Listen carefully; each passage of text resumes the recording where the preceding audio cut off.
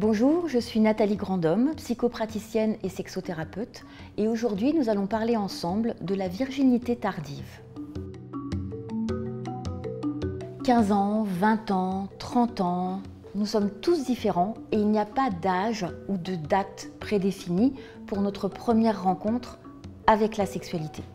Elle devrait pouvoir se faire selon le rythme propre et le désir propre à chacun. La perte de la virginité est un cap difficile à passer et qui peut soulever de nombreuses inquiétudes. Comment ça va se passer? Est-ce que ça va faire mal pour les filles? Est-ce que je vais savoir faire pour les garçons? Et parfois, on peut être tenté de repousser ce moment. Il est d'ailleurs intéressant de noter qu'on parle de perdre sa virginité, comme si ça arrivait sans qu'on en ait conscience, comme si on allait l'égarer. On peut aussi rapprocher ça de la notion de la perte de l'innocence. Qu'est-ce qu'on perd? Peut-être la perte de l'enfance, de l'adolescence, comme si c'était vraiment ce qui signifiait le passage à l'âge adulte.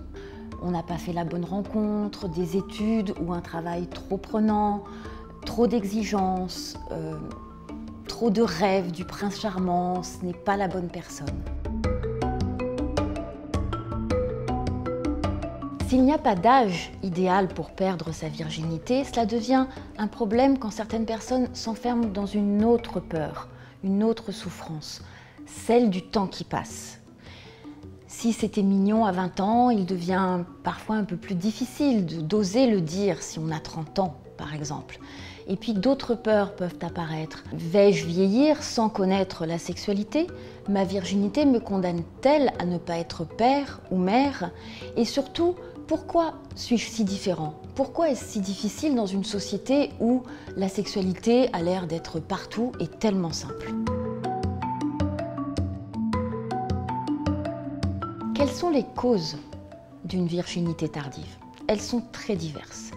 D'abord, il peut y avoir des croyances familiales très lourdes ou un discours très culpabilisant sur la sexualité. Dans ce cas-là, il sera utile de s'interroger sur ce que vous avez pu entendre de vos parents comme discours sur la sexualité dans l'enfance ou dans l'adolescence. Dans d'autres cas, elle peut être due à des traumatismes lourds qui ont été vécus dans l'enfance ou l'adolescence, par exemple des attouchements ou des abus sexuels qui sont beaucoup plus fréquents qu'on ne pense et qui sont d'autant plus graves qu'ils auront été refoulés ou tenus secrets. Le problème de ces traumatismes qui sont refoulés dans l'inconscient, c'est qu'ils vont entraîner une phobie du sexe et de la sexualité. Cela peut être dû aussi à des images ou des scènes vues dans l'enfance qui auraient été traumatisantes. Par exemple, des images pornographiques, des films qui auraient été regardés sans qu'il y ait de discours explicatif pour l'enfant.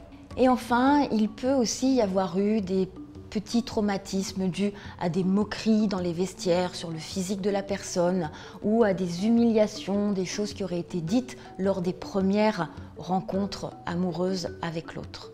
Car bien sûr, la sexualité ne peut pas être dissociée de la relation à l'autre. Et c'est souvent le regard de l'autre sur nous, sur notre corps, sur ce que nous faisons, qui va poser un problème dans la sexualité, que l'on soit vierge ou pas. En fait, le risque d'une virginité tardive ne réside pas dans la rencontre avec l'autre. Il serait plutôt dans le fait de se couper totalement de soi-même et de son corps. En revanche, si le lien avec le corps persiste, par exemple dans la sexualité, avec la masturbation, dans une forme de sensualité, avec le sport, la danse ou les massages, à ce moment-là, on reste connecté à soi-même. Alors pas d'inquiétude, quel que soit votre âge, c'est en ayant une bonne relation avec vous-même, en apprivoisant vos peurs, en reprenant confiance en vous et en vous dégageant du regard des autres, que vous pourrez, à votre rythme, tranquillement aller vers une sexualité apaisée avec l'autre. J'espère que ces conseils vous ont été utiles.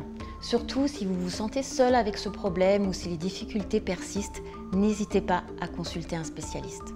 Quant à moi, je vous retrouve bientôt sur la chaîne Doctissimo.